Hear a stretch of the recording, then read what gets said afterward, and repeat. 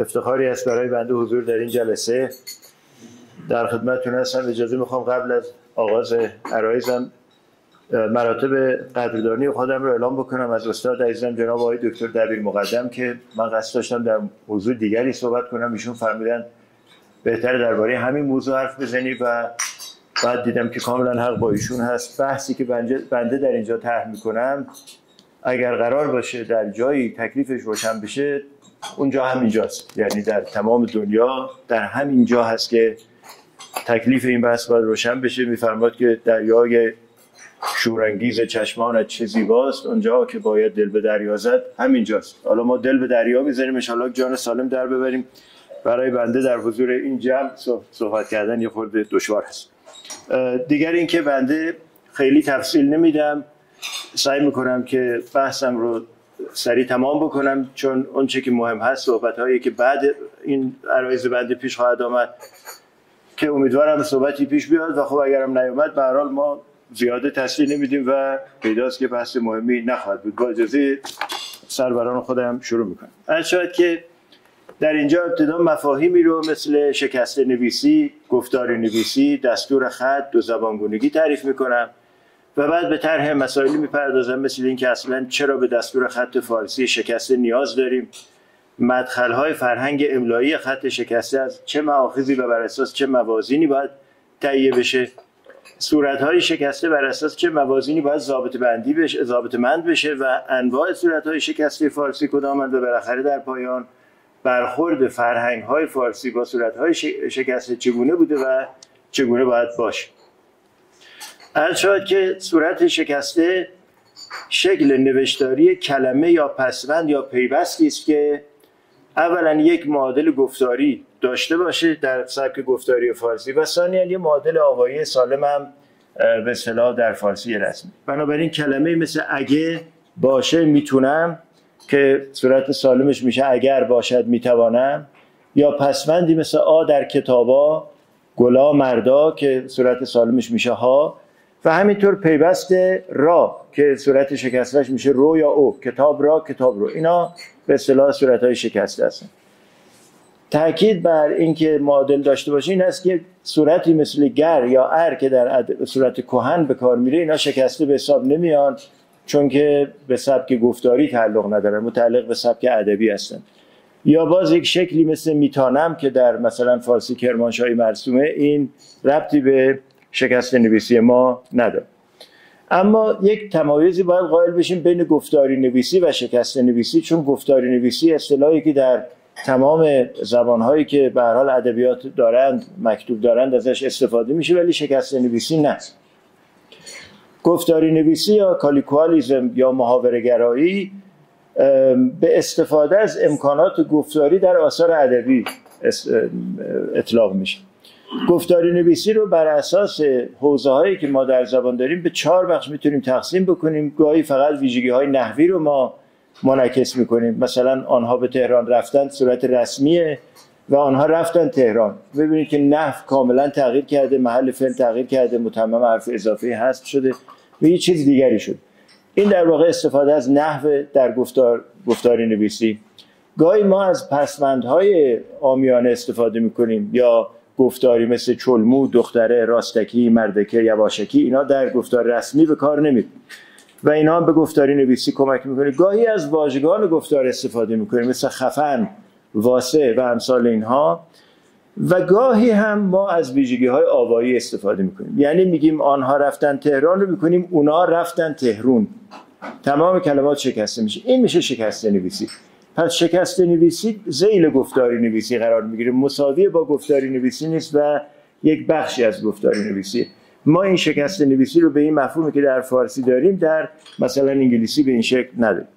اما دستور خط به مجموعه‌ای از قواعدی گفته میشه که وحدت نگارش و لغات و صورت‌های دستوری رو به اصطلاح توجه میکنن بهش و ما هنگام بحث درباره دستور خط باید بین 3 دوره تمایز قائل بشیم. دوره پیش از چاپ در اروپا میشه قرن 14 و 15 که نسخ خطی که می نوشتند از دستور خاصی برای دستور خط پیروی نمی کردن. حتی در یک صفحه همین در نسخ خطی خودمون هم همینطوره، نویسنده یا کاتب از چند صورت خطی میتونست استفاده بکنه. اما با به اختراع دستگاه چاپ و رواج چاپ در قرن 14 و 15 تقریباً توجه به دستور خط اهمیت پیدا کرد و معیار شدن خط در کنار معیار شدن زبان اهمیت پیدا کرد. در ایران این قضیه به قرن 19 برمیگرده. یعنی اگر در اروپا از قرن 14 و 15 شروع شد به معیار شدن در دستور خط رو عرض می‌کنم، در ایران به حدود اوایل قرن 19 چون چاپ سنگی هم به حساب نمیاد، جزو چاپ منظور چاپ سربی هست. اما دوره جدیدی هم داریم که خیلی از عمرش نمیگذره، شاید 40-50 سال میگذره، که در این دوره جدید پردازش زبانها، ترجمه ماشینی، تبدیل متن به گفتار، تبدیل گفتار به متن، که این دوره مخصوصا دستور خط درش بسیار مهمه، چون شما باید ماشینی رو که براش برنامه می‌نویسید اون برنامه بر اساس دستور خطی باشه که استفاده می‌کنید.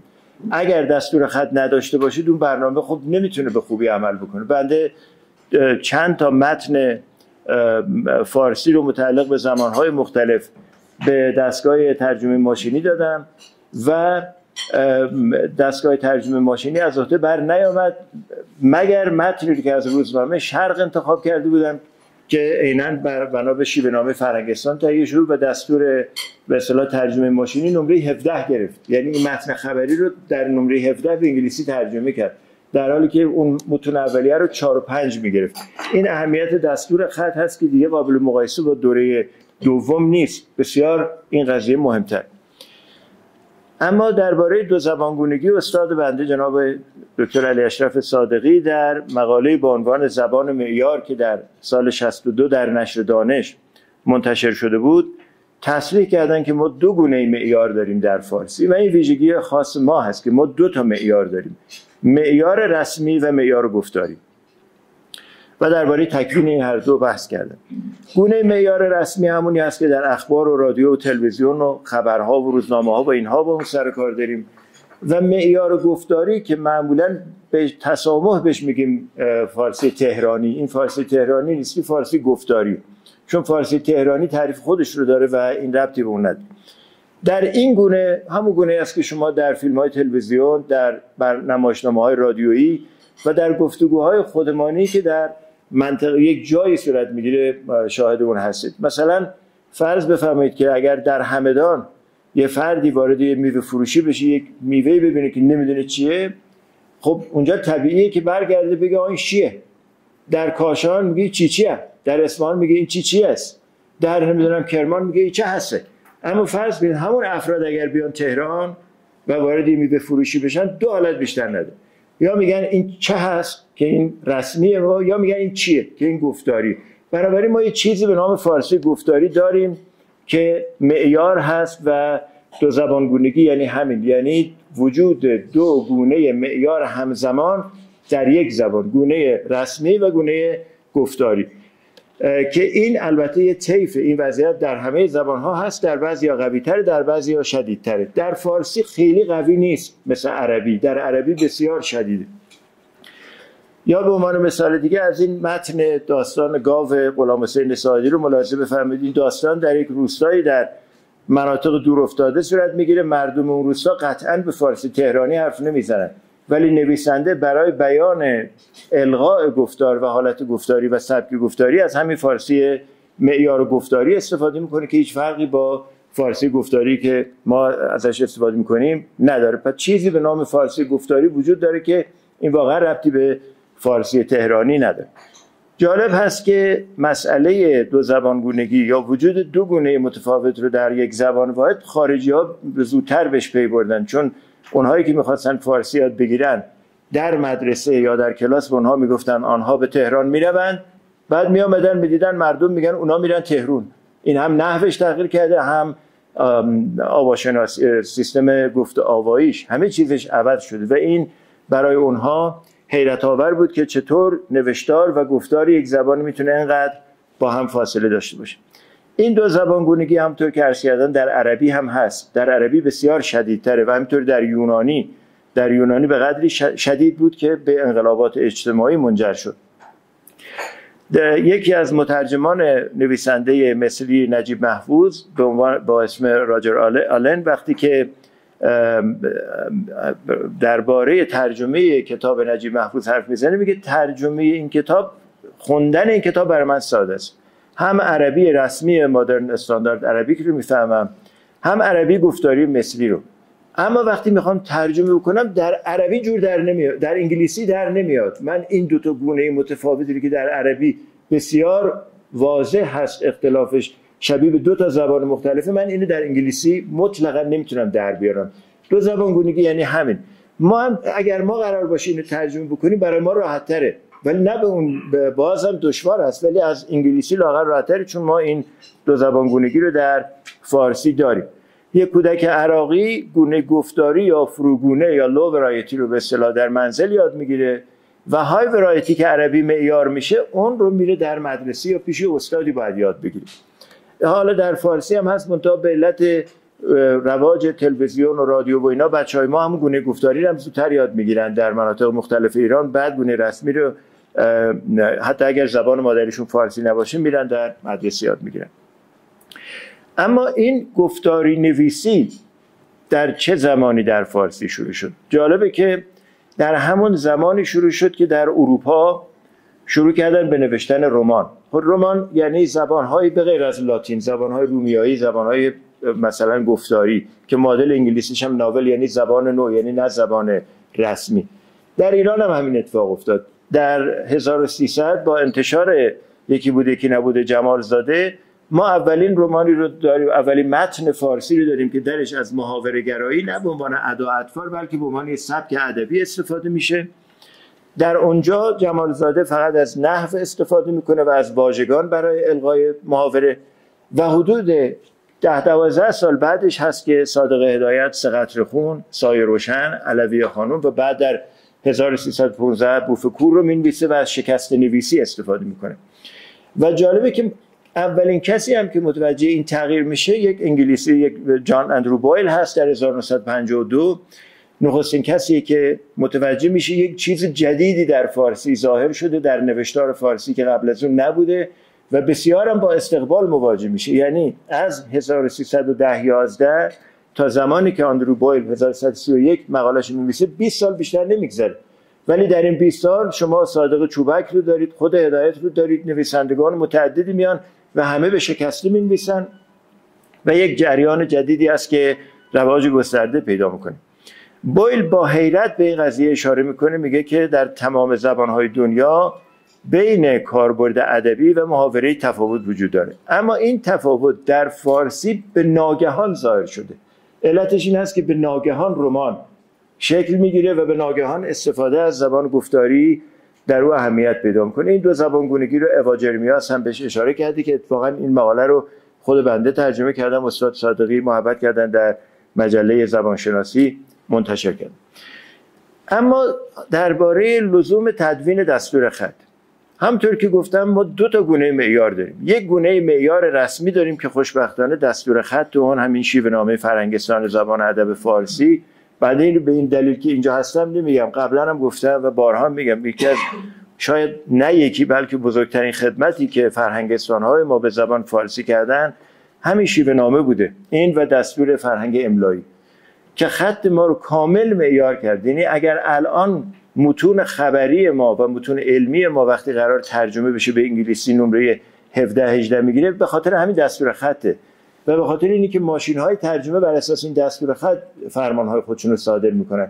هرچه این خط معیارتر باشه اون دستورها راحت‌تر خواهد بود و کار ترجمه راحت‌تر خواهد بود. اما الان حدود، البته خب یک گام دیگه بعد ورداریم دستور خط جهانی بشه که انشالله شرایط مهیا بشه و اون اتفاق هم بیفته. اما الان حدود 100 سال از عمر گونه معیار میگذره و ما دستور خطی فرهنگستان برای اون تدوین نکردیم. یک دلیل دیگری که تدوین دستور شکسته اهمیت پیدا میکنه این هست که امروزه در فضای مجازی همه دارن مینویسن. منظورم از همه، مثلا 30 سال پیش ما تصورش هم نمیتونستیم بکنیم یه بچه کلاس دوم ابتدایی یا سوم ابتدایی بشینه روزی 1000 کلمه بنویسه، ولی الان اینا در فضای مجازی اصلا چیز دارن، رسانه دارن، برای خودشون وبلاگ دارن، صفحه دارن، با هم گفتگو میکنن و تمام گفتگوشون هم شکسته است. یعنی اگر ما اقدامی صورت نگیره با ورود ناگهانی این قضیه مواجه میشیم که شاید نتونیم به موقع از عهده‌اش بر بیاییم. به همین دلیل بنده عرض این هست که هر چه در متون ادبی و خبری در مقام خط ظاهر میشه باید قابلیت پردازش برای ماشین‌های ترجمه و بازیابی اطلاعات و اپلیکیشن‌های دیگه باید داشته باشن و همین اتفاق باید برای متون ادبی ما هم بیفته که در اون از فارسی شکسته استفاده میشه. یعنی لازم هست که شیوه نامه قابل استنادی هم برای دستور خط شکسته فارسی تدوین بشه. در واقع هم ادبیات کلاسیک ما و زبان رسمی و هم ادبیات معاصر و زبان معیار ما هر دوتا بخشی از فرهنگ ما رو تشکیل میدن و هر دوتا نیازمند این توجه هستن. نکته دیگری که عرض میکنم این هست که اگر برای زبان رسمی شیوه نامه‌ای تهیه شد با اون مشخصات که میدونید، مرجعیتی که این شیوه نامه داره به واسطه افرادی که در تهیه اون شرکت داشتن، شیوه نامه فارسی گفتاری ما هم باید دقیقاً همینطور باشه. و اگر قراره که اون افراد و امثال اون افرادی که نظارت داشتن بر شیوه نامه دستور خط رسمی به این دستور خط نظارت نداشته باشن، فکر میکنم همون دوتا دستوری که در بازار هست که جناب استاد سلجو، استاد بنده همون کفایت میکنه و دیگه نیازی نیست که ما وارد این بحث بشیم. اما انتخاب صورت‌های شکسته بنا به چه موازینی باید صورت بگیره؟ خب این یک تبیین آوایی داره که بنده در اون کتاب مفصل توضیح دادم، اینجا واردش نمیشم و به تبیین ساده تری متوسل میشم و اون این هست که اگر ما قرار صورت‌های شکسته رو از رمان‌های فارسی که به اعتقاد من باید از اونجا جمع آوری کرد، از داستان‌های کوتاه، نمایشنامه‌ها و اینا، اگر قرار است از اونجا رجوع بکنیم باید به اونها رجوع بکنیم، باید ببینیم که اونها چه صورت‌هایی استفاده میکنن و همونها رو مبنا قرار بگیریم. راه حلی هست که آقای سلجو پیشنهاد کردن و بنده به اون عمل کردم و یه فهرستی رو انتخاب کردم. ممکنه شما بفرمایید که نه ما بریم به فضای مجازی. این کارم کردم. دوستان و همکاران عزیز بنده آقای دکتر قیومی و سرکار خانم دکتر مسگر خویی که در همین امسال این کار کردن، کتابی رو منتشر کرد فرهنگستان که رجوع کردن و در فضای مجازی هم این کلمات رو استخراج کردن. اگر از بعضی کلمات که دوستان تعمدن وارد فرهنگشون کردن که صورت‌های مثلا غلط بود ولی تعمدن آوردن که بگن اینها هم هست که به هر حال اهمیت داره که ما صورت‌های غلط رو هم بدونیم، اما اگر از صورت‌های غلط بگذریم و فقط شکسته ها رو در نظر بگیریم، فرهنگ بنده و فرهنگ این دوستان کاملا منطبق بر همه، بالای 98% کاملا یعنی اگر ما به رمان‌ها رجوع بکنیم کافیه صورت‌های شکسته‌ای که استخراج می‌کنیم کافیه. تعداد این کلماتی که بنده استخراج کردم و دوستان به 400 تا نمیرسه، با احتساب این که مثلا بره بگم بگی بگه بخوای اینا رو هم حساب بکنیم. حتی اگر اینا رو هم حساب بکنیم به 400 تا نمیرسه. در غیر این صورت اون کلماتی که شکسته هست و مسئله ما هست به حدود 50 تا میرسه. یعنی فرض بفرمایید در این فرهنگ لغتی که 50,000 کلمه داره 50-60 تاش از این صورت‌های شکسته است که دستورالعمل نداره و باید مدخل بشه. اما برای موازین ضابطه‌مند کردن صورت‌های شکسته، راهی که بنده پیشنهاد کردم در کتاب خودم و دوستان عزیزم هم قبول کردن این هست که ما نگاه بکنیم ببینیم دستور خط فرهنگستان چیکار کرده، ما حدالمقدور صورت شکسته خودمون رو همونطور تدوین بکنیم. توجه بفرمایید در اینجا کلمه میخواهم رو شما به 3 شکل میتونید بنویسید، با نیم فاصله، تمام فاصله و بچسبونید به هم. اما وارد شکسته که میشیم اینو به 6 صورت میشه نوشت، همون نیم فاصله، تمام فاصله و چسبیده به هم و بعد به صورت غلط با الف، میخوام با الف. این هم هست در نوشتارهای فضای مجازی. خب ما از بین این 6 تا باید اونی رو که نزدیکتر به صورت شیوه نامه فرهنگستان هست انتخاب بکنیم تا هم امر زبان آموزی راحت‌تر بشه، هم یادگیری خط راحت‌تر بشه، هم پردازش زبان. هر چه منطبق‌تر باشن بهتر است. بنابراین تنها صورتی که باقی میمونه همینی است که بنده اینجا بولدش کردم و این باید به عنوان صورت شکسته معیار ما انتخاب بشه. اما انواع صورت‌های شکسته رو در آثار ادبی به 3 دسته میشه تقسیم کرد. یکی گونه‌های آزاد سبکی که حدود 42% این کلمات رو تشکیل میده و همین اصل قضیه هم اینه. مثلا تهران رو می‌نویسن تهرون، دیگر رو می‌نویسن دیگه، کاشان رو می‌نویسن کاشون، باشد رو می‌نویسن باشه و امثال این. اینا از این جهت مهمه که قاعده‌ای بر اینها حاکم نیست، یا اگر قاعده بر اینها حاکمه قاعده عمومیت نداره. مثلا تبدیل الف و نون آن به اون که یکی از پرکاربردترین صورت‌ها هست که استاد صادقی مقاله بسیار مبسوطی در این باره نوشتن. شما تهران رو تهرون میکنید اما سازمون نمیشه، جهان نمیشه، یعنی قاعده تعمیم نداره. اینا باید به صورت مدخل گونه‌های آزاد بیاد. موارد دیگه که صیغه‌های شکسته فعلیه و صورت‌های کوتاه شده پیوستی، اینا هم قاعده منده، یعنی لازم نیست در فرهنگ بیاد. در ابتدای فرهنگ ما اینها رو با یه توضیح نشون میدیم و درج میکنیم که به چه اشکالی باید به کار بره. اما به بخش پایانی عرایزم نزدیک میشم، صورت‌های شکسته و فرهنگ‌های فارسی.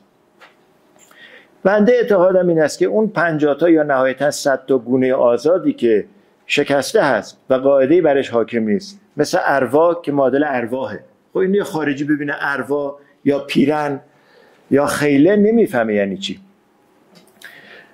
و کاری هم نداره درج این در فرهنگ و لازم هم نیست جلوش چیزی بنویسیم. ما فقط می‌نویسیم اروا، یه ارجاع میدیم به ارواح، میرن اونجا هر چه هست اطلاعات اونجا پیدا میکنن. فقط جلوی ارواح می‌نویسیم که گفتاری، یعنی هیچ لطمه‌ای به زبان نمیزنه و هیچ باری هم به فرهنگ اضافه نمیکنه، مضافاً اینکه کار مراجعه به فرهنگ رو راحت میکنه. اما ببینیم فرهنگ نویسان با صورت‌های شکسته چیکار کردن. بنده 2 مورد رو میارم، مثال میزنم. یکی از استاد خودم ابوالحسن نجفی، استاد ابوالحسن نجفی که بنده سالها افتخار داشتم شاگرد ایشون بودم و سالها هم تحت تاثیر ایشون مخالف سرسخت شکسته نویسی بودم. مصاحبه‌ای که ما با ایشون کردیم، جناب آقای دکتر طباطبایی تشریف داشتن، در اونجا آقای نجفی مخالفت خودش اعلام کرد، ما هم تایید کردیم، هم بنده هم آقای دکتر. ولی بعد هرچه بیشتر به این قضیه فکر کردم دیدم شاید بهتر باشه ما یک راهکار دیگری رو پیدا کنیم، کما اینکه خود استاد نجفی هم اینجا تصریح میکنه. فکر نکنید که این مسئله ساده است، یعنی شکسته نویسی. مسئله بسیار پیچیده است، یعنی درج اقلام شکسته تو فرهنگ. من راه حلی پیدا کردم که خودم هم راضی نیستم و نمیدونم واقعا در این مورد جواب بدهد و در رعایتش نمیتوانم 100% به آن معتقد باشم. حالا ببینیم راه حل استاد چی بوده. جمله اولی که ملاحظه میکنید از کتاب علوی خانم هدایت هست، عیناً چه به لحاظ رسم الخط و چه به لحاظ شکسته. منم گاهی دلم براش میسوخت، گریم میگرفت، دق و دلیمون خالی میشد، یه مرتبه با هم میخندید. حالا ببینید استاد نجفی چیکار کردن. تمام صورت‌های شکسته رو تبدیل به سالم کردن. گاهی شده گاهی، براش شده برایش، گریم شده گریم، شده گریم و غیره. ملاحظه میفهمید. اما استاد نجفی یک کار مهم دیگر هم کرده.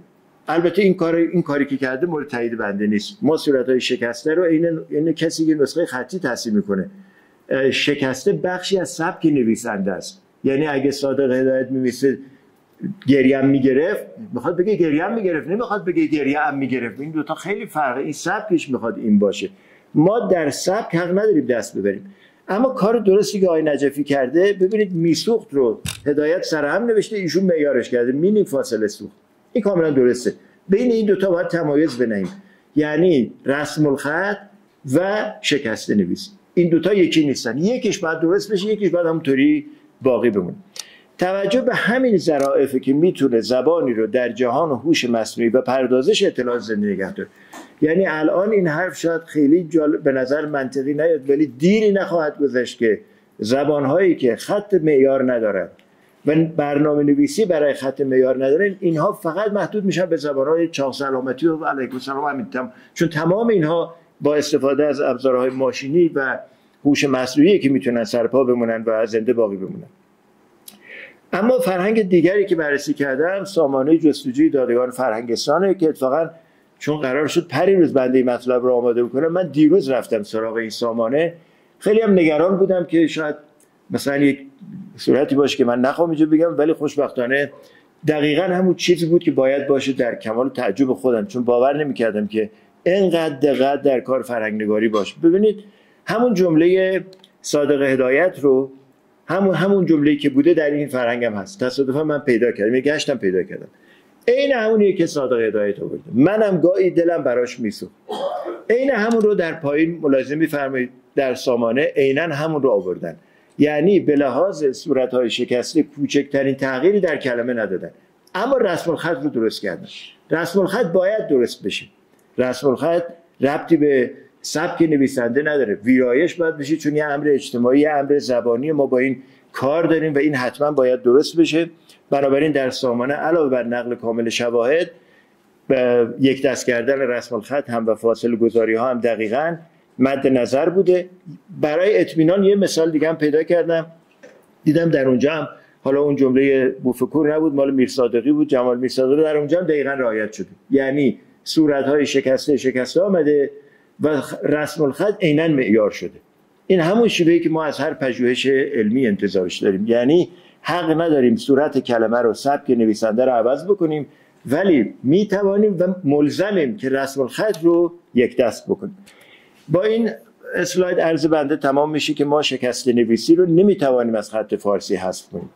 اگر شما فکر میکنید که مثلا ساعدی، هدایت، چوبک، آل احمد، شاملو، خب من قبول دارم اینا در قیاس با خاقانی و مولانا و حافظ اینا، خب بله اونها خیلی چون کیفیت ادبی آثارشون بالاتره، ولی خب همینه که ما داریم ادبیات معاصر ما هم هست، ما به جز این نداریم که نمیتونیم این رو ندیده بگیریم. رها کردن و ندیده کردن این آثار یعنی دامن زدن هرچی بیشتر به تشدد در خط. این هم جزوی از متون مکتوب ما هست. بنابراین این یعنی این استدلال که آقا اون نثر سالم و رسمی رو ادیت کن، اون رو رسم الخط رو درست کن، اینا رو ولش کن، نه این درست نیست، همش باید معیار بشه، تمامش باید یک دست بشه. و دوستانی هم که میگن شکسته باعث از بین رفتن ادبیات ما میشه، اصلا به نظر من ربطی نداره 50 تا کلمه شکسته چطور میتونه ادبیات ما رو نابود بکنه. اون چه که ادبیات ما رو نابود میکنه، من به خاطرم هست که بچه بودم، بچهای کلاس 12 سالای 48 و اینها، کلاس 12 رشته علوم تجربی، کتاب ادبیات فارسی 400 صفحه تمام شعر و بایدم میخوندن، الکی نبود. اما الان دانشجوهای ادبیات فارسی ما اینقدر شعر نمیخونن، بعد شما انتظار دارید که ادبیات احیا بشه. ادبیات با این احیا بشه، نه با حذف شکسته یا اصلاح شکسته. اون شکسته هیچ ربطی به این قضیه نداره. فارسی شکسته بخشی از میراث نوشتاری ماست و وظیفه ماست که آن را ثابت کنیم. خیلی متشکرم از